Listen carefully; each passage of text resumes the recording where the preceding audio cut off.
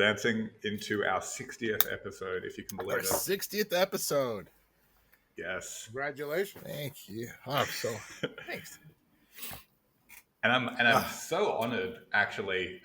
So for listeners, we have with us today a wonderful, wonderful guest, Tim Gagnon, who is the perfect person, I think, for our 60th episode, because Tim has been kind of part of my journey in the world of space and science communication for several years now. I think we first met in Cape Canaveral just after the launch of the Space IL Bereshit lander.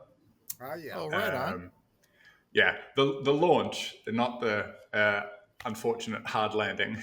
Yeah. It made it. It made it. It got there. That's the main thing. Yeah. But welcome to the show, Tim. It's so wonderful to have you here. Well, thank you very much for the invitation. I look forward to speaking with you guys. Ah, great. Well, for her. This is, first of all, if anybody who is seeing anything to do with astronauts going to space or space missions or any type of research project that research mission that NASA does or other agencies do, you'll see like a little logo or something that represents that crew or that team or that endeavor that they're trying to do. And Tim here is one of the guys who designs those emblems, those mission patches, and it's so cool. And when I was a kid, I would try to draw on a shirt, little square next to a little circle with a line through it or something. Maybe a bit rudimentary compared to your work, but I was proud of it. My original work was pretty rudimentary as well. So. Well, thanks. But that's it. And everyone wants that cool jacket with the patches on their sleeve or whatnot. And I believe from what I've read, you got the inspiration to start this a long time ago on a fateful visit to the Kennedy Space Center. When was that? This was when I was 16 years old. The Apollo program, of course, was ending. It was 1972. And I wrote to my senator in Connecticut, and I said, I need to see an Apollo launch. It was the Saturn V, for God's sakes. I had to see that beast fly. And nobody in my family, including myself, excuse me, expected that they would say anything other than thank you for your interest, but but darned if they didn't say yes. So I was sent an invitation to the launch of Apollo 17 in December of that year. And then I had to write back and said, I'm 16. Can you invite my father? I can't rent a car. I can't rent a motel room. This is 1972. Teenagers didn't do that kind of stuff. It would be years before I got a credit card. So they understood and invited my dad, and we had an amazing 3-day trip. And as you know, while it went up a little bit late, it did go up on December 7th, and it was as spectacular as you can just imagine. There's nothing like a rocket launch, and I can't even imagine how the Saturn V compares to the launch that I saw of the SpaceX rocket. It must have just vibrated through. The closest thing I've seen since then, and all launches are spectacular when they go well, but the closest one I've seen to the Saturn V was the Space Launch System. And because it's essentially almost the same height, it's almost got the same liftoff thrust, the pounds, and it only difference was it jumped off the pad a little faster than the Saturn V did. I love that. Jumped off the pad. And so at what point did you realize that, obviously the fascination was there from an early age, but at what point did you start really diving into this as a hobby and then eventually it became formalized as something you were paid to do? Well, during that trip, we were, of course, given briefings like guests are. And one of the briefings talked about the creation of the patch. And the 17 crew had asked Robert McCall to paint their mission patch because that's how it was done in those days. And I'm sitting there in the audience, a brash 16-year-old who doesn't even know what he doesn't know. And I'm saying, I could do that. Of course you can. And so the following year, I started writing to astronauts saying I would like to design your mission patch. Of course, all the Skylab missions by early 73 were designed because they had to prepare them for clothing and all that kind of stuff, load the supplies into the orbital workshop before it launched. And so none of those missions were an option. But during the second increment, the RCS system on the Apollo Command Service Module developed a leak. And during the Skylab program, they always anticipated and prepared for a possible rescue mission because they had the hardware in the flow, so they could repurpose a Saturn 1B and the Apollo spacecraft to launch two guys to go get whatever Skylab crew was in trouble. Mm-hmm. So they chose Vance Brand and Don Lynn to fly that rescue mission. And I wrote to Vance Brand asking, I heard you've been assigned to this mission. Here is a design that I drew for your Skylab Rescue patch. And he thanked me for it. He sent me a note saying that because it took him a few weeks to respond. They were kind of busy. And he said, when he responded, it looks like we won't need to fly the mission. And because they did develop a workaround where they could isolate those thrusters, and the second crew was Alan Bean's crew. They did return home on time, safely, as we all know. Well, fast forward to 2017, and I'm at Space Fest in Tucson, and I meet Vance Brand and his wife. And I said, sir, you have no reason to remember this. Obviously, it's been 44 years. But in 1973, I wrote to you and I sent you artwork for a Skylab rescue patch. His wife spoke up and says, I know exactly where that is. He had saved it for almost 50 years. And he sent it back to me that fall. And it happened to arrive on my birthday in the mail. So it was... Oh, my gosh. Especially... And I hadn't seen that drawing in 44 years. And it's nothing impressive. It's done with Crayola crayon, and and I always hated printing the letters on the patch because you have to be so neat. And, nowadays, you can type it in on a keyboard and insert it, and so that's very seductive and very easy in comparison. But it was something to see that artwork again after so much time. Wow. And he said, I just wish I could have flown it for you. Yeah. And I said to myself, yeah, me too. You've had quite a few patches and emblems flown. How many have gone up or been the official logo of a team? The first one was in 2004, and John Phillips, who was a flight engineer assigned to Expedition 11, responded to my inquiry saying, sure, we'd love to work with you. And we ended up working over the summer and fall of 2004. The patch was unveiled, I believe, in early 2005 at their pre-flight press conference. And when it was unveiled, I got an email from Dr. Jorge Carts from Madrid, who is now retired, but he was an orthopedic surgeon. And he said, congratulations on your accomplishment. I too have always dreamed about designing a mission patch.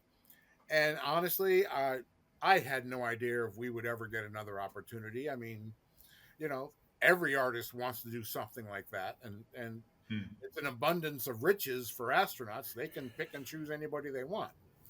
And I said, but if we do ever get another opportunity, you and I can collaborate. So everything from STS-126 that we worked on in 2008. I flew in 2009.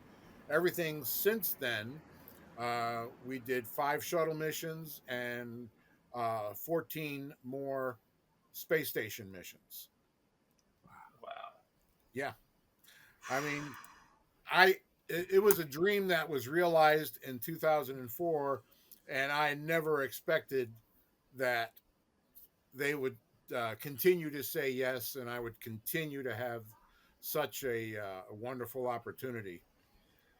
I You can know, it's an abundance, and I'll be forever I can grateful. only imagine. Yeah, Right? Like after 30 years basically of continuing to show interest and to send letters and to do designs, when one gets picked up, you're probably thinking to yourself, okay, I'm going to make the most of this opportunity. It's going to be a one and done absolutely, sort of thing. Right. absolutely. And and they must have liked it. You must have done a great job. Yeah. Well, what I learned very quickly was to remove my ego from the entire process, because Hmm. I'm just the lucky guy that gets to work with some very impressive people. It's their patch, so Sure. they have to have the sense of ownership, and it's their surnames on the patch. So, by remembering that and not pushing my narrative, saying, no, no, you're wrong, this is what it has to look like, then successive crews recommended me to other crews. So, the 126 crew recommended me to the 127 crew, to the 129 crew, and so on and so forth. And that was especially gratifying. When is there like an official announcement by NASA or by the next crew that, right, we need a new patch? Is there some sort of like a, maybe like a contest amongst, potential Well, there designers out was, there? They all send in their ideas. uh, I'm sure I'm sure crews receive unsolicited ideas all the time. Sure. And as the shuttle program was ending, the 132 crew, what affectionately nicknamed the first last flight of Atlantis, was given a lot of interest as well. And they turned it into somewhat of a contest of family and friends and people who had submitted ideas. Well, I got an email from Garrett Reisman, who was a mission specialist on that flight. Received it, I believe it was Halloween in 2010, that Jorge and I had were co-winners with another team of 2 people, because we had submitted similar designs that showed Atlantis flying into the sunset. And of course, like Garrett said, we fly west to east, so we're actually flying into the sunrise, but artistically, it resembles that. And so we were named co-winners, and you know what? We got to participate, Oh, and totally. they gave us appropriate credit, so we can proudly claim co-ownership of that design. And of course, the graphics team at Johnson Space Center took both of the team's artwork that were not completed, polished, finished work, and they kind of combined it with Garrett, because he was the patch guy for that flight, and they came up with essentially a simplified version of what we had submitted. I'm looking at that patch now, and I think what's kind of um, interesting to me is that all of the patches, by necessity, right, will contain similar features, Oh yeah, but they're all so unique. When you just look over, I'm looking at a web page on your web page, I should say, with over 500 emblems, and even though they have similar themes, they're all visually unique and that different to one another. that is the challenge, because every crew, you have to start out with what is their mission, what makes their mission different from any previous mission or any subsequent mission, and you try to illustrate that story in that small canvas. And every crew wants something unique. I mean, it's understandable. you know there was talk early in the space shuttle program of not letting crews have a patch. They were just going to have the shuttle program emblem, that triangle shield, and the little tab underneath it with the name of the orbiter, and that was going to be it. And the astronaut office said, no, we're flying these missions. You know, some of these guys in the early shuttle program waited 19 years to fly. They wanted to see their name on a patch, and Sure. who can blame them? For Is sure. there And any, I think has that, there ever been a? I'm sorry. Go on, Kovi. no, go on. Sorry. I was going to ask. When you're receiving all the input from the astronauts, or you know what they'd like to see on the patch, has there ever been something they've requested that's just, you know, either you or maybe NASA deemed maybe inappropriate, or we can't put that there? Like, is there Well, any jokesters out there want a turkey on there? Something funny? nothing inappropriate, you know, because they had learned by that time. Don't try to slip something in, because the people that review that artwork, they know what to look for. You know, they'll recognize, you know, any suspicious constellations or whatever. But there have been rough sketches from shuttle crews that, you know, and our job is to illustrate what their idea is. They have to decide on themselves, oh yeah, this is not going to work as well as we thought it might. So, you know, there are things like that where they will suggest something, but you know, these are scientists and pilots and, you know, and engineers. They're not necessarily artists, although there are a few artists sprinkled throughout the astronaut corps. Um, and so they need to have their idea illustrated, and then they can decide, oh yeah, that's not really going to work. So, but yeah. So what we do is we research the mission ourselves and come up with designs of our idea telling their story. And they will pick and choose, oh yeah, we like that, but don't take that other thing out of there, and let's try something else. And eventually, over the course of the process, we get from rough sketch, rough draft to final art. Uh, Sometimes in just a few weeks. I think the longest one took about 11 months, because uh, the crew was very diligent about making sure everybody got to weigh in. But Mm. you know, there are times that we wouldn't hear from them for a couple of weeks because they were off training in other parts of the world. You know, and they had other things to do, and the patch kind of just sat on the shelf until they were ready to look it over. I think what's really cool about these patches, and it kind of reminds me of a conversation that I had, this fireside chat we did with Garrett Reisman, actually. He raised a really interesting point at the time about how his generation of astronauts, as opposed to the Apollo generation, were striving to be more accessible, more human, less on a pedestal, to make space accessible. And I think that the patches definitely do a great job of doing that. It's something that people can really reach out and connect to. Sure. It's also kind of a perfect segue into an ad break that we're going to do very, very quickly. Okay. Just to mention that today's episode and this whole season has been brought to you by Science Socks.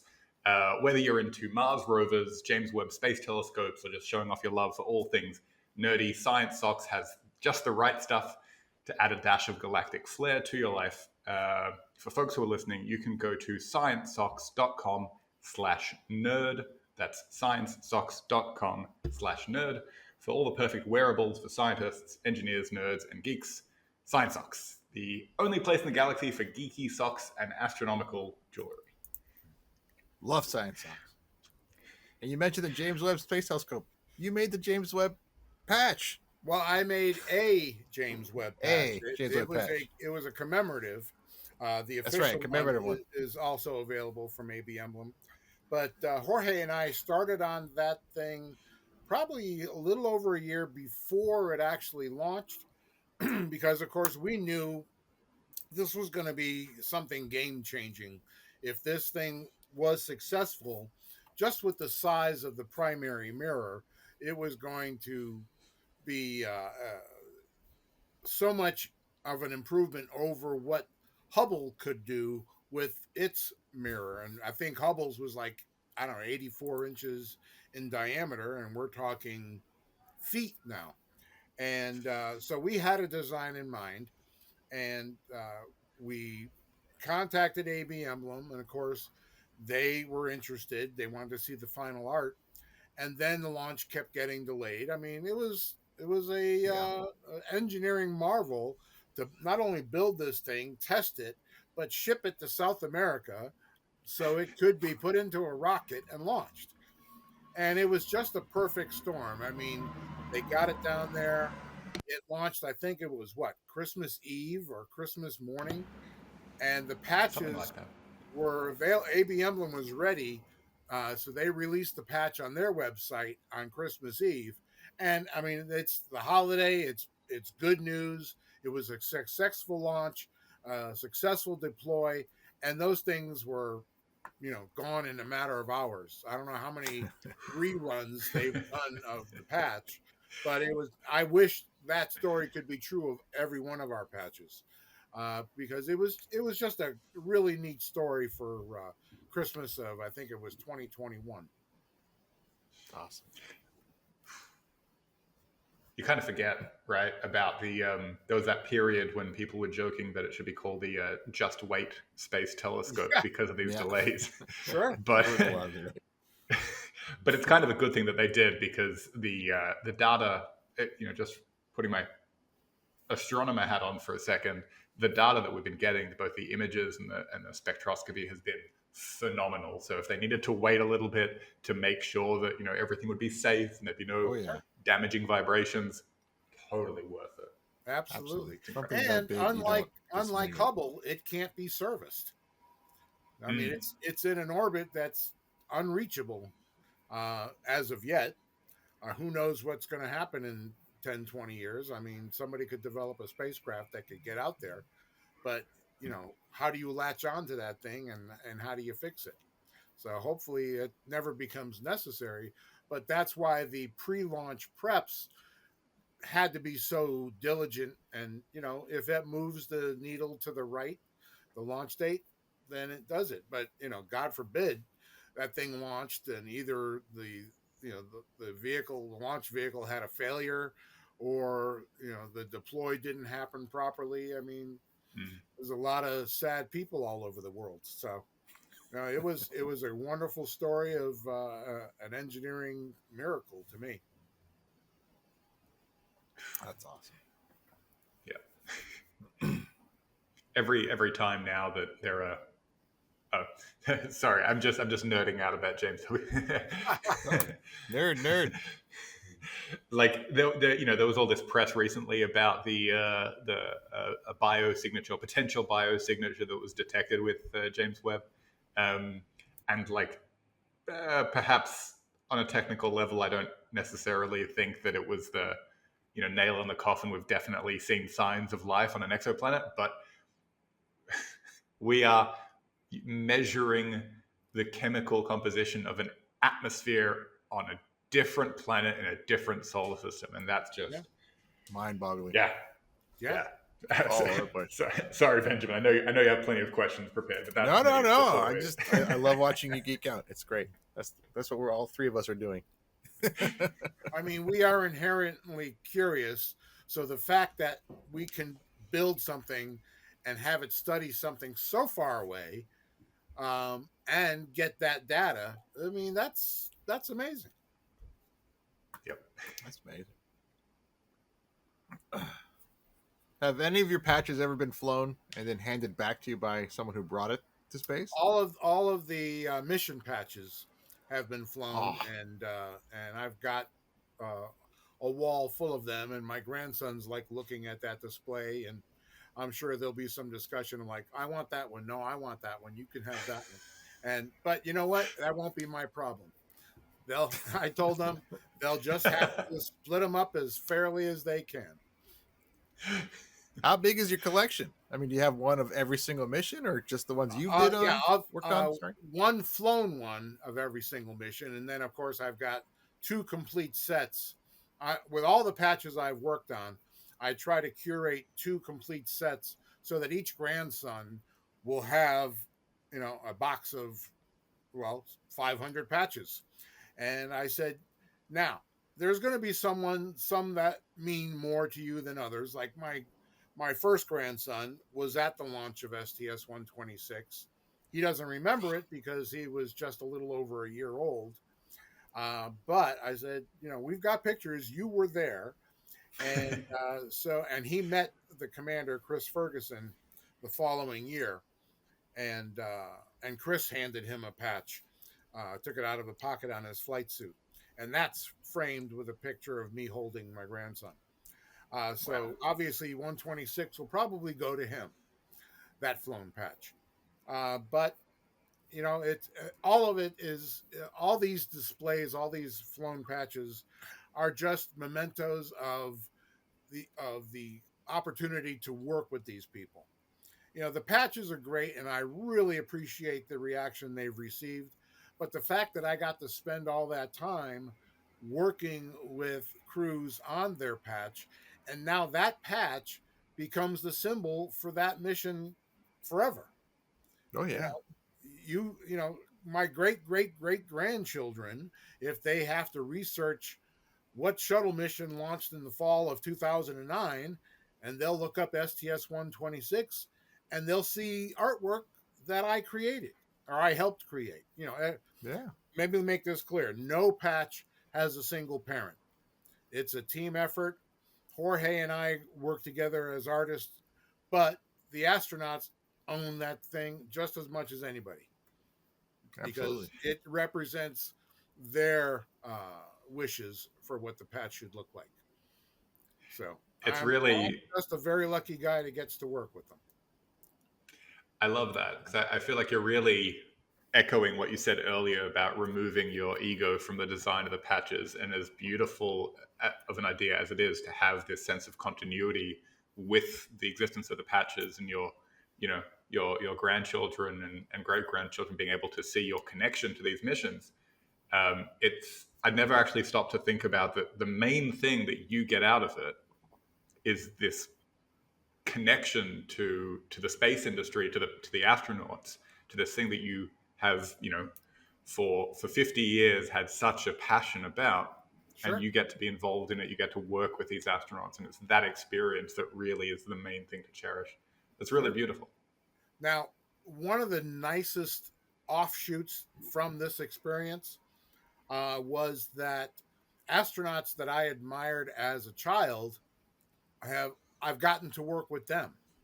I got to work with Scott Carpenter on the 50th anniversary patch for his Mercury flight, Ah. and he called me up and he consulted. I mean, I I was like 6 years old when he flew, and the idea that I get a phone call from Scott Carpenter and we discuss the design, and then uh, he recommended me to Walt Cunningham, who was the LEM pilot for Apollo 7, and Walt and I worked on 2 projects.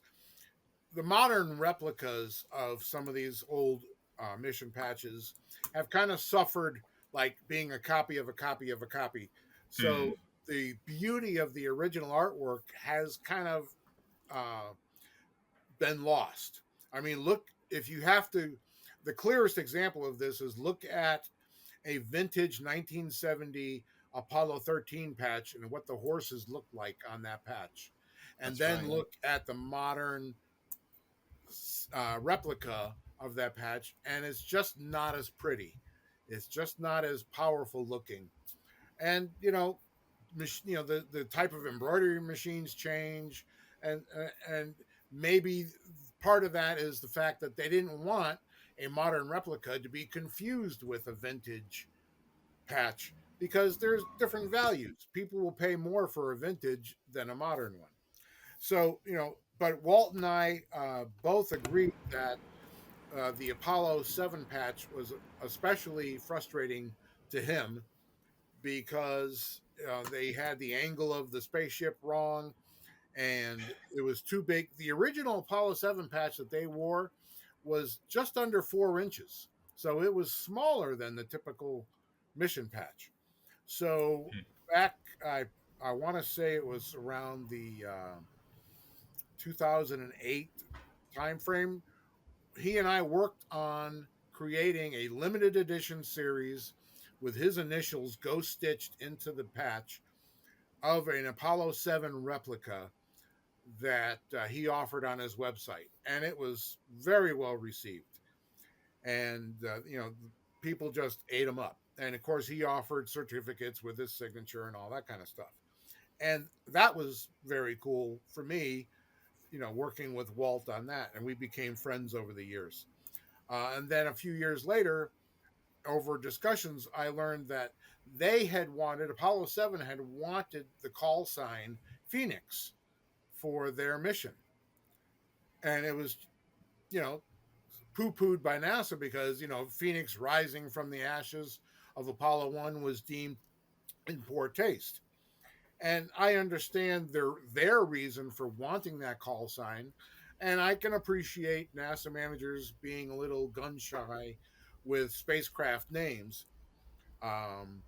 So yeah, they never got to have that call sign, and the spacecraft was always known as Apollo 7. Well, we did a Phoenix themed Apollo 7 patch, I want to say around 2013, and he offered that on his website. And his widow may still have a few in a box somewhere. I don't know. It wasn't as widely received as the original replica that we worked on, but it satisfied him, and that was awesome. That we got to work on something that he had wanted since he first flew. And then, of course, if you've ever seen pictures of Charlie Duke in his flight jacket, he's got my 12-inch Apollo patch on the back of his jacket. Now, to have a moonwalker wearing my art, I mean, it doesn't get any better than that. Well, that's the top. Yeah, That's the I mean, tippy that top. is Jerry on the Sunday. I mean, okay, Mike, drop the mic. I'm done. Thank you very much. There's wow. been a lot of astronauts. There's only been like 14 that went onto the moon. Yeah, And have one of those guys. yeah. Oh, that's I mean, he liked that patch so much. He has been wearing it for like almost 20 years now. So I think I'm curious. At a certain point, you became an analog astronaut yourself. Yeah, you right? got your own name on a patch now. Yeah, last year, because over the last 10 years, I've supported the Mars Society, and I've worked with analog crews on their mission patches. And I believe, Ben, when I sent you that PowerPoint, there's a slide in there of all the analog patches, so you can reference that when you're ready. But because of that support, they invited me to join a crew as an embedded artist. And I finally, after how long, got to design a mission patch with my name on it. Yep. Beautiful. Oh, it's big. Beautiful. So for folks who are just listening, there's a beautiful patch with Phoenix artwork where the feathers kind of merge into an American flag, and then you have this Martian landscape with a habitat. Yeah. For people who are only listening, you have to check out the video for this episode to see that. Yeah, yes. I mean, the Mars Society has posted it on their social media, so it's available to see. But I mean, and we worked on that patch the same way we worked with any crew. We had a team meeting. We chose the name Phoenix first, and then we came up with the design. And this went through many iterations. And I decided, instead of having the Phoenix rising from the surface, to have it landing. So if you look at that Phoenix analog mission patch and the Apollo 11 patch, because I'm a child of Apollo.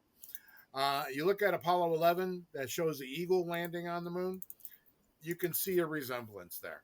And that was deliberate because both the mission commander on this analog mission and me, we remember Apollo 11. We were alive when it happened, and so we saw it in real time. Of course, we saw it on a little black and white TV, but we still saw it. Still. Yeah.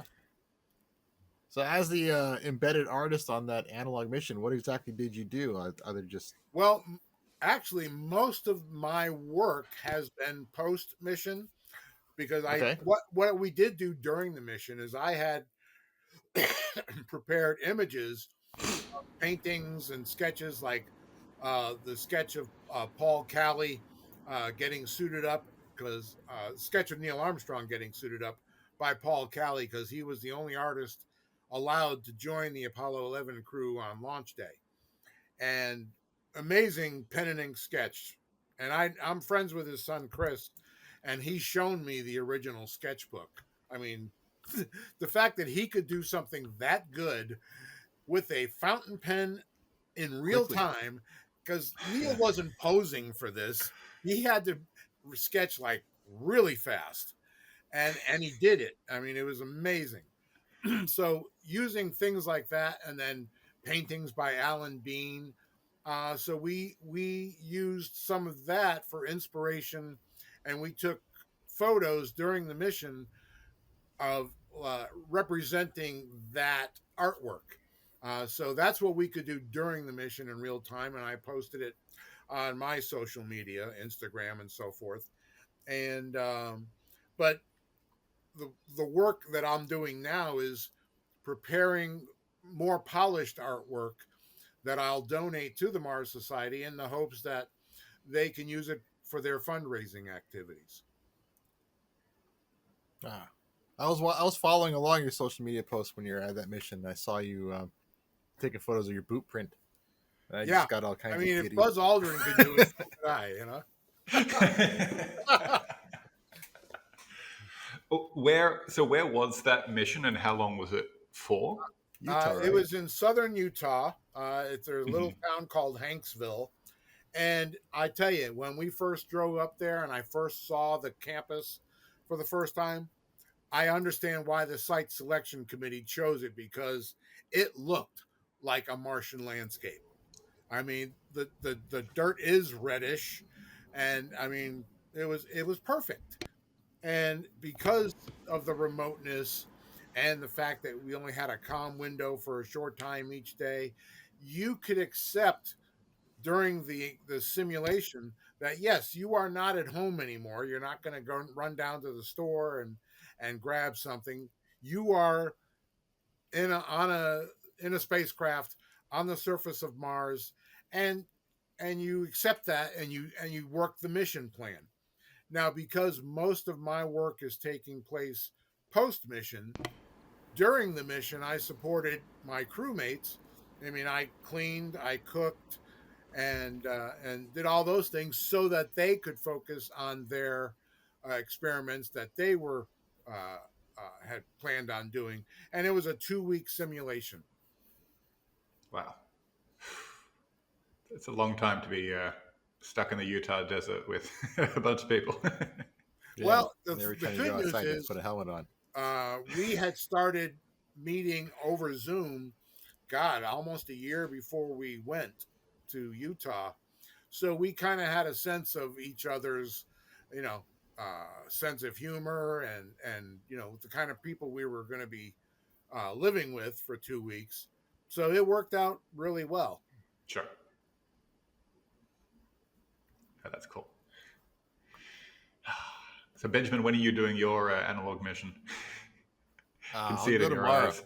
My calendar's pretty open, so I'll go next one. I'll do the next one happily. I'll do just that. I will support the crew and I will cook for them. They're not going to eat well, but I will cook for them. Well, just familiarize yourself with freeze dried stuff, and That I could do. yeah, well, my last experience with freeze dried food was when I was in scouting 50 plus years ago. It has improved since then. So I'll we tell ate, my kid he's in we ate scouting. pretty well. They eat like kings. We'll have to. I have a fun question. Sure. Okay, maybe a little self-serving, but the logo for our show Yeah. is a rubber duck because we're serious. And it has its own ring system going around it, like Saturn, because we're science lovers. And whenever we have guests on our show, we add an astronaut riding the duck, which I already have ready for you. Okay. And Kavi's Australian, and I'm an American. Off the top of your head, what's the mission patch for this show going to look like? Well, if you go to my website and you look up the Sigma 7 50th anniversary patch, my initial first thought, based on your description alone, would be something like that, except replace the turtle with a duck. That's it. I'm going to look it up. Wally Schirra's family particularly liked the fact that I had a turtle orbiting the Earth for that patch. Because Wally's famous question, are you a turtle? Oh my God. Okay. All right. See? Everyone thinks it's turtles all the way down, but it's not. Turtles going around. Exactly. They were so close. That's just, based on your description, that's just my first thought of what I would create for the show. All right. You know what? I'm going to try. I'll mock it up and I will send it to you for your approval. Okay. I love it. All right. I think now is probably a good time to start our rapid fire round of questions and quibbles. Okay. Yes, let's do it. Are you ready for this, Tim? Maybe I should put on my seatbelt to get ready for this. It's like when Star Trek has to put on the shields when they're getting bombarded. Go ahead. Yeah. All right. So, first question. What is the weirdest thing that you believed as a kid? Oh, weirdest thing? Well, I was 7 years old when John F. Kennedy was killed, and I kind of bought into some of those conspiracy theories as a kid. But luckily, I met some FBI agents, became friends with them, and I got a personal tour of Dealey Plaza. So some of those wilder parts of the conspiracy I don't accept anymore. Although, I think he was targeted by more than just one crazy with a gun. Okay. Which teacher had the biggest positive impact on you? Well, this one's going to be a little bit different than any answer you probably expect. But,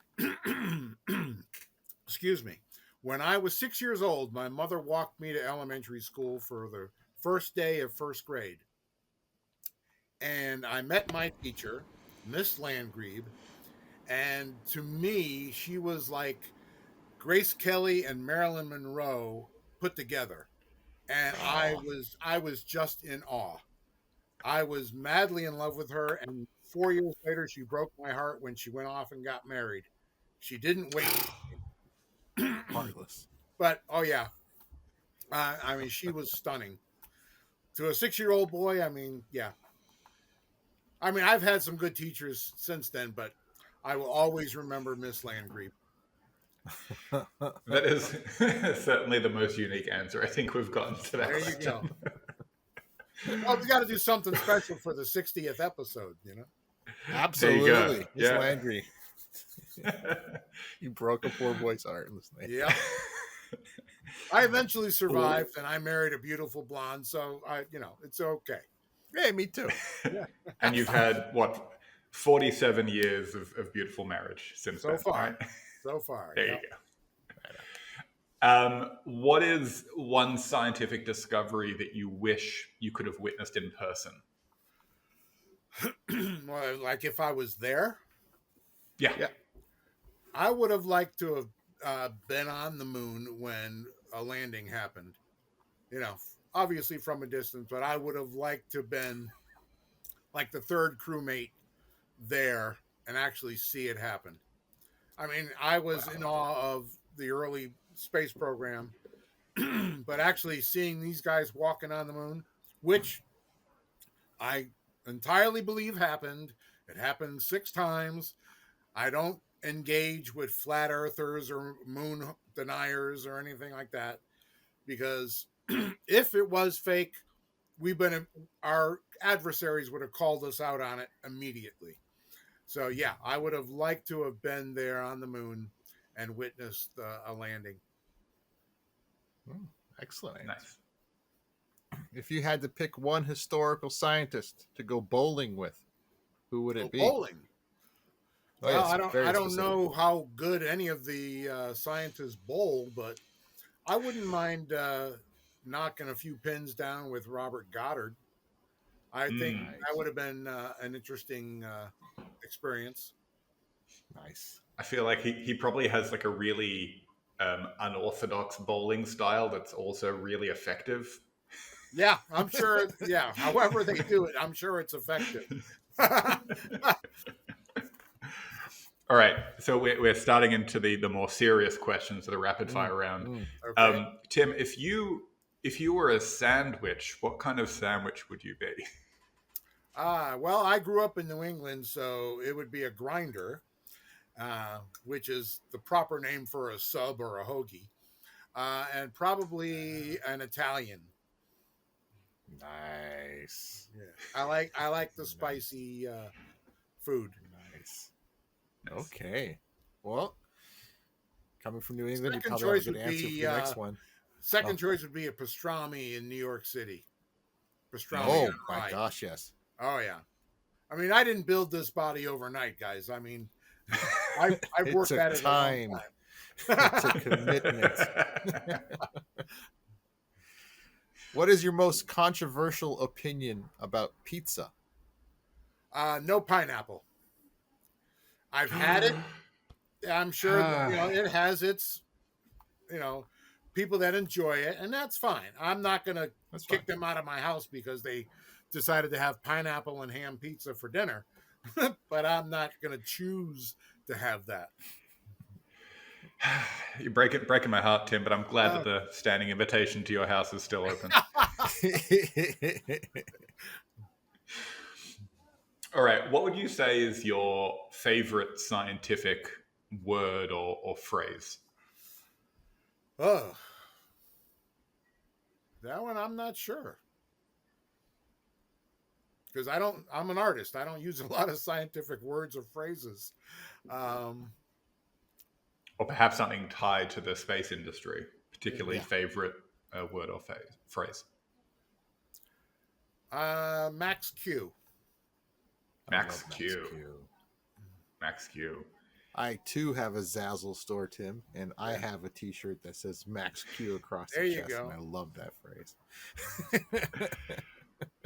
And max Q, if I'm not mistaken, is the point during the launch at which the launch vehicle undergoes the maximum dynamic pressure. Dynamic pressure. Yep. That's right? why they throttle down the engines so that they don't crush the vehicle. It's ridiculous. Cool. I love it. Nice. Yeah, good phrase. What is your least favorite scientific or space industry related word? Anything to do with bean counters saying something is not worth it. Give the engineers a mission, let them design it, and then give them the money to execute it.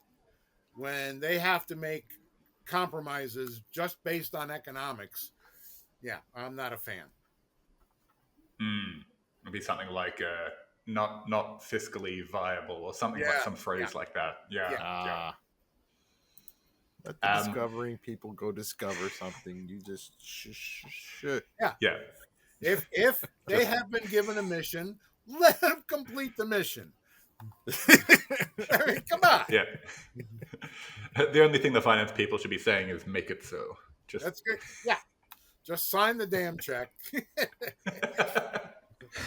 Now, let them do their job and make sure we're not paying, $300 for a screw. But, let them do their job. For sure. Next question. What is your favorite useless fact about science or space? Wow, useless fact. Um, I would say that Mars gravity, surface gravity, is 1/3 that of Earth. I mean, I'm never going to go there, so it's useless to me. But I wouldn't mind weighing 1/3 of what I do. Same, same. But then all of that hard work with the pastrami sandwiches, I mean, it goes to Make us waste. work even harder. Well, pastrami weighs 1/3 less on Mars, so And tastes twice as good there too. Which That's I've heard. right. So we have to go try it out. That's right. If you could rename one planet in our solar system, what would you call it? Well, I would get rid of Uranus because I've got 2 grandsons, so I've already had to relive Uranus from when I was a kid again. So, yeah, I would dump Uranus and I don't know, maybe call it Vulcan or something. Ooh, I like that. got that one. I wouldn't call it Alderaan because they blew Alderaan up. So. No sense putting a target on the thing, Yeah. Make one of Mars's moons Alderaan because those are going to blow up. Well, those Mars's moons have the Greek names for. It's kind of like pain and panic, right? Phobos and Deimos, right? Yeah, Phobos and Deimos. Yeah. All right. So Tim, you mentioned earlier, reaching the pinnacle of your career, feeling like you could just drop the mic. But if you had to pick the mic back up and sing one karaoke song to save humanity from an alien invasion, what would that song be? Maybe my singing would deter aliens. Who knows? But "Fly Me to the Moon." It's one of my favorite Frank Sinatra songs. So that's a solid answer. That's a great song. My middle kid is picking up on my very eclectic music taste, and she discovered Frank Sinatra, and she loves that song. So. Well, this isn't. We've finished the rapid fire rounds, and you did great. You pulled through. But as a side question, as a follow-on, I'm curious. What did you think of the recent movie, Fly Me to the Moon? It was okay. I mean, you had to go into it understanding that this was, a rom-com. So it was not meant to be a serious documentary, So, and, you have to explain to some of those that embrace that line of thought that if we had wanted to fake the moon landing in 1969, we couldn't. The technology just didn't exist to fake it. So, we didn't fake it, but, I would go see, a movie that is designed to be, something of a feel-good comedy. Yeah. And, just accept it. Not a documentary. Yeah. Just go into it understanding. Mockumentary. Yes, that it's a fun movie and not a news special. But overall, I thought they treated the whole possibility well. The way they presented it. Well, I watched the opening of it, and I really liked it, and I never finished it. I'm going to go finish it tonight. Actually, I'll start over. It's been a bit, but I like how it started off. Just improbable. Well, I would watch Scarlett Johansson read the phone book. I don't care. Okay. Well, phone books are smaller if they exist at all these days. So I'm sure she could hold my. So I'm sure she'd make it work. I'm sure she would make it work. I think that wraps up the episode. Absolutely. The Big 6-0. Wonderful. Thank you so much for being on our show, Tim. I can't thank you enough. Thank you so much. The invitation. I thought it was a lot of fun. And for all the people listening, where can people find you online and see your 500 plus patches and emblems and everything else you do? Well, my website is www.kscartist.com. And my social media handles are also KSC Artist, Instagram, Facebook, and so on. Wonderful. Wonderful. Thank you. And you, Kavi? Yeah, folks can find me on all the good social media platforms as well as the bad ones. At at Fun Fact Science. And what about yourself, Benjamin? Where can the good people find you? On all the social media platforms as well. Look for Science Actually. And Facebook's the big one, but I'm on all the other ones as well. And you can see all the daily science facts and collective nouns and such. And if you want to watch this episode, just go to Yes. TikTok or YouTube. It will be there shortly. Yes, and thank you everyone for wow. I mean, this is our sixth season, our 60th episode. So thank you to all of our listeners and watchers for joining us, and we will see you next season on Science Actually Presents The Nerd and the Scientist. Thank you.